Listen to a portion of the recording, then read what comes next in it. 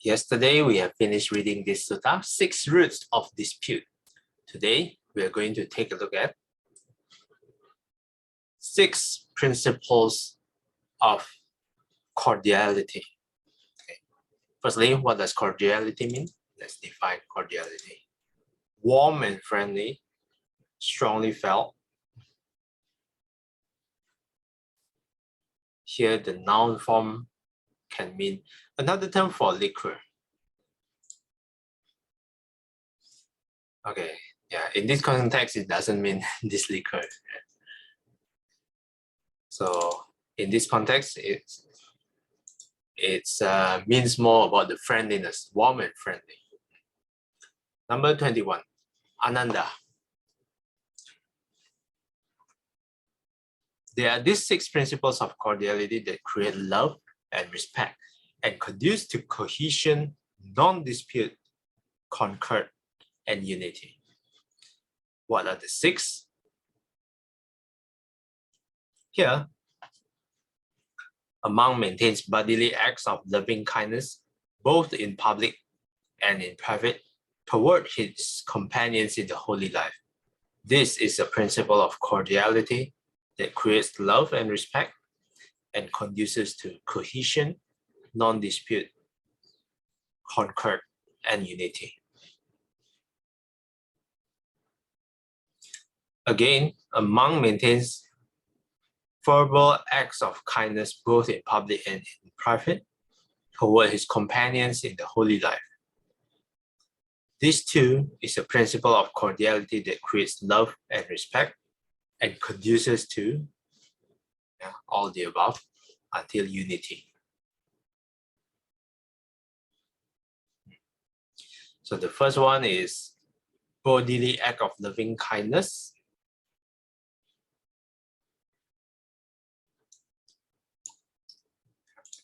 Second one would be verbal acts of loving kindness.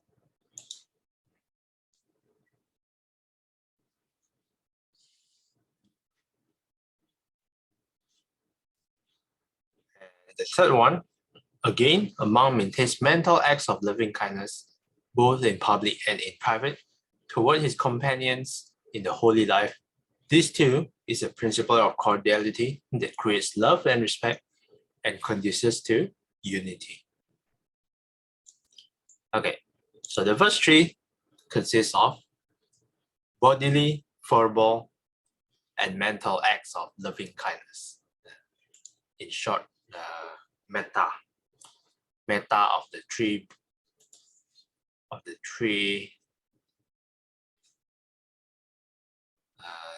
acts that you can do: bodily, verbal, and mental. Okay, next one, Sister Saikyam, would you like to read? Again, a monk enjoys things in common with his virtuous companions in the holy life. Without making reservations, he shares with them any righteous gain that has been obtained in a righteous way, including even the mere contents of his alms bowl. This too is a principle of cordiality that creates love and respect and conduces to unity. Again, a monk dwells both in public and in private, possessing in common with his companions in the holy life those virtues that are unbroken, untorn, unblemished, unmortared, freeing, praised by the wise, ungrasped, leading to concentration. This too is a principle of cordiality that creates love and respect and conduces to unity. Thank you. Thanks, Sister Saikyam. Okay, so the 4th one here is enjoys things in common with his virtuous companions in the holy life. This one. So in short, generously sharing what he has been given, including even the mere content of his alms bowl. So if he receives it, if a monk receives a lot of alms, a lot of food, and the other monks doesn't receive any food, so he shares his content of his alms bowl to the other monks. Yeah. It's not like, okay, I get a lot of food. Okay, you didn't get a lot of food. Okay, you can go starve there. Usually, most of the monks don't take everything for himself. And at least most of the monks that I know, they are pretty generous. That's the fourth one. The fifth one would be virtues. Maintaining high standard of virtues, unbroken, untorn, unblemished, praised by the wise, leading to concentration. Okay. Sister Billy, would you like to continue?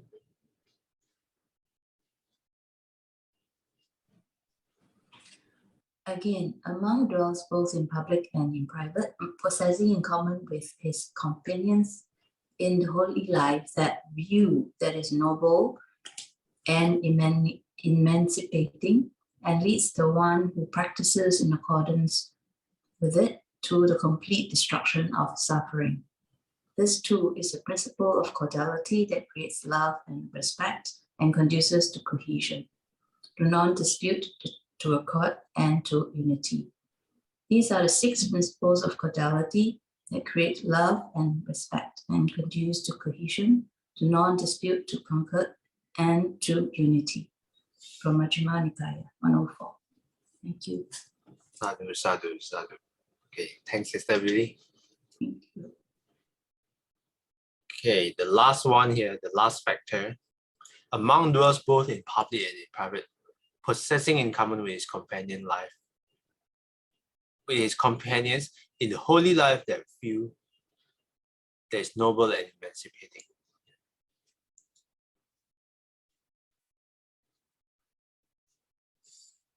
So these are the 6 principles of cordiality. Any questions or comments for this sutta?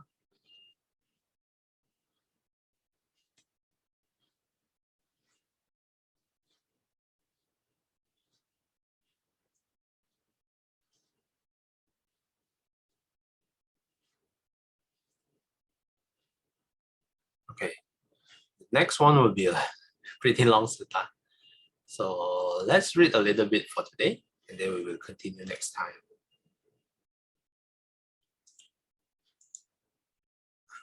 Sister Aikim, would you like to read? Purification is for all 4 castes. Thus have I heard. On one occasion, the Blessed One was living at Savatthi in Jeta's Grove, Anathapindika's park. Now, at that time, 500 Brahmins from diverse provinces were staying at Savatthi for some business or order. Then those Brahmins thought, this ascetic Gautama describes purification for all the 4 castes. Who is there able to dispute with him about this assertion? Now, on that occasion, a Brahmin student named Asalayana was staying at Savatthi, young, shaven-headed, 16 years old.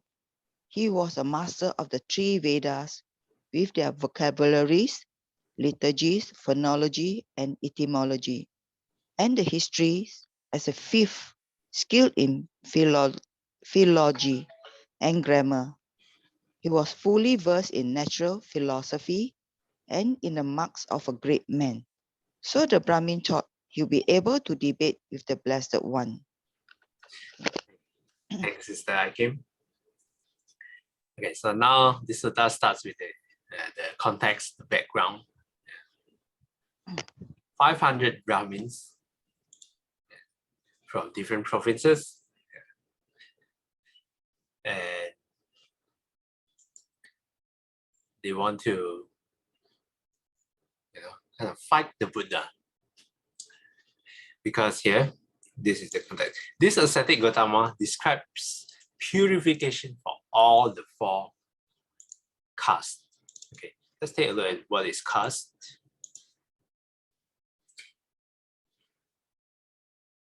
Caste here means each of the hereditary classes of Hindu society distinguished by relative degrees of ritual, purity, of pollution, and of social status. Second definition, the system of dividing society into hereditary classes. Hereditary classes, yeah. So in short, it's like having a hierarchy. Discriminate people based on their classes.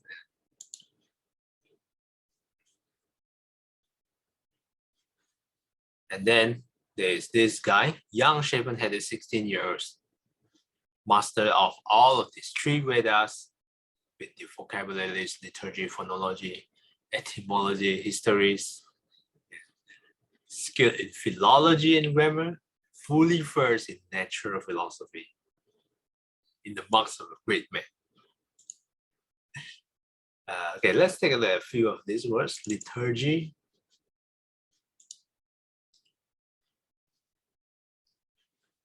First definition, a form of formulary according to which public religious worship, especially Christian worship, is conducted. The second definition, a religious service conducted according to a liturgy.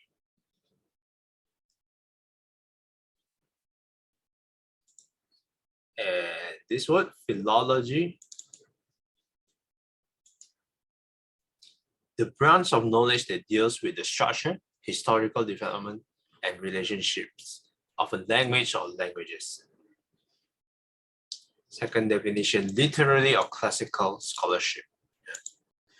So in short, this guy, Asalayana, is very well learned in a lot of stuff, especially in the Department of Languages. So this Brahmin thought this Asalayana would be able to defeat the Buddha, debate with the Buddha at least.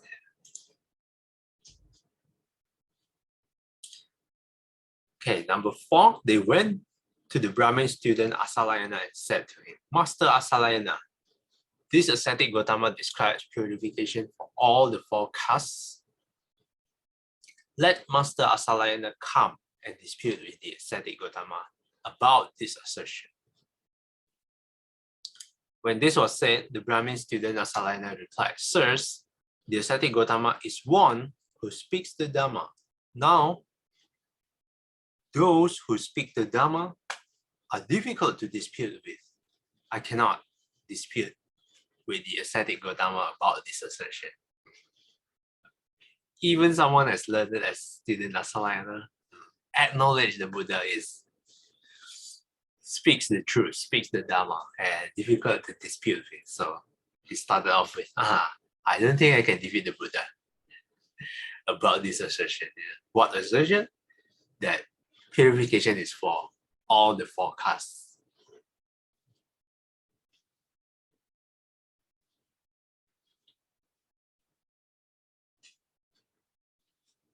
Okay, a second time and a third time, the Brahmins urged him to go.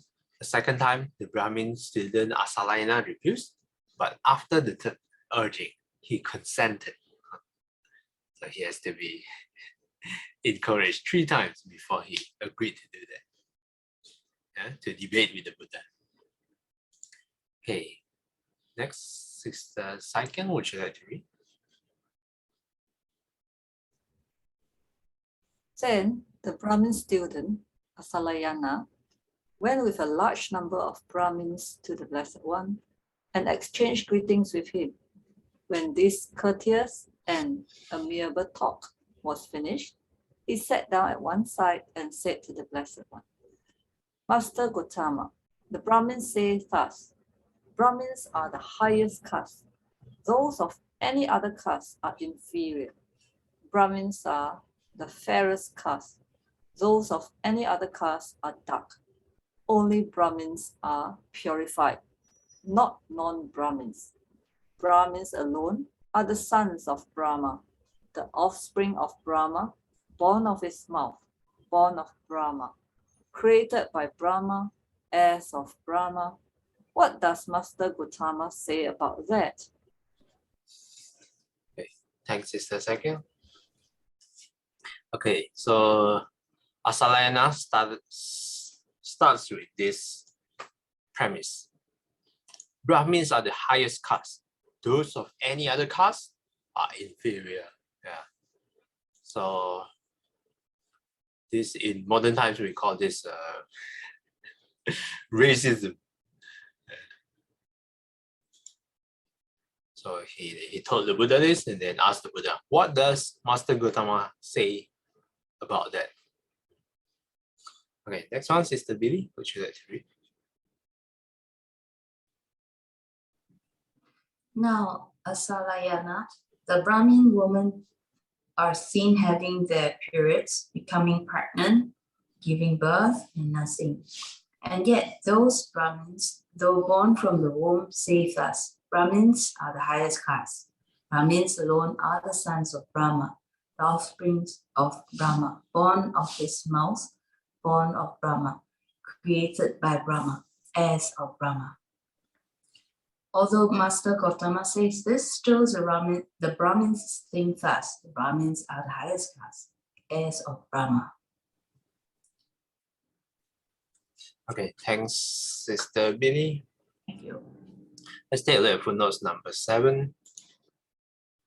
This argument is intended to refute the Brahmins' claim that they are born from the mouth of Brahma. Yeah. Okay, let's take a look. Yeah, this one exactly. See, born of his mouth.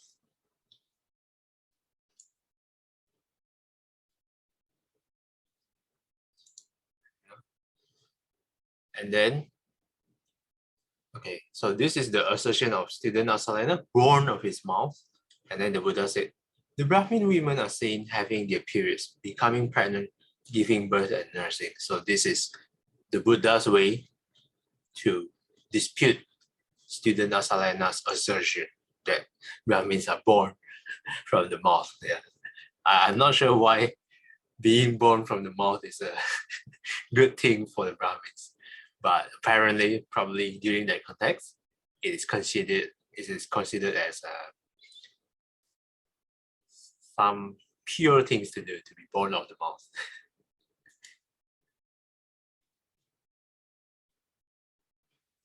Okay, so this is the first way the Buddha countered argument student Asalayana.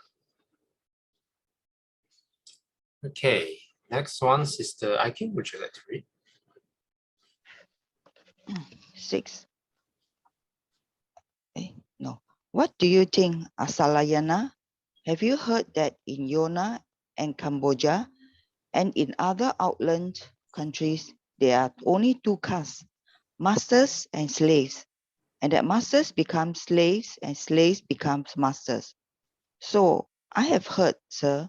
Then on the strength of what argument, or with the support of authority, do the Brahmins in this case, says, thus, Brahmins are the highest caste, heirs of Brahmas? Okay, thanks, Sister Aikin. Let me highlight here to know where we ended. Let's take a look at footnotes number 8. Yona is probably the Greek colony of Bactria in modern Afghanistan and Pakistan. Greeks lived and ruled here after the conquest of Alexander the Great. Cambodia is probably to the northwest of the Indian middle country. So this is basically the geographic information provided by Bhikkhu Bodhi.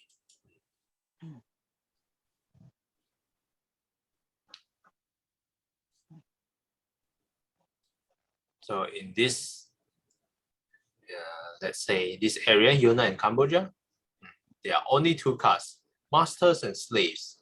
And sometimes they switch around. The masters become slaves and slaves become masters. So having known this fact, and even student Asalayana acknowledged this fact, and then the Buddha's counter argument again. So if you have heard of this, masters can become slaves and slaves can become masters, then why do you say Brahmins are the highest caste? Okay, so I think this is a good time to stop. Any questions or comments?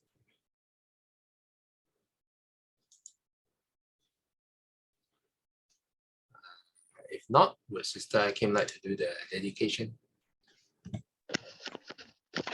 愿消三障诸烦恼，愿得智慧真明了，无愿罪障悉消除，世世常行菩萨道。阿弥陀佛。 Till we meet again, may we be guided by the Buddha, Dharma, and the Sangha. Sadhu, sadhu, sadhu. Have a cordial Wednesday ahead. Thanks everyone, and see you guys next time.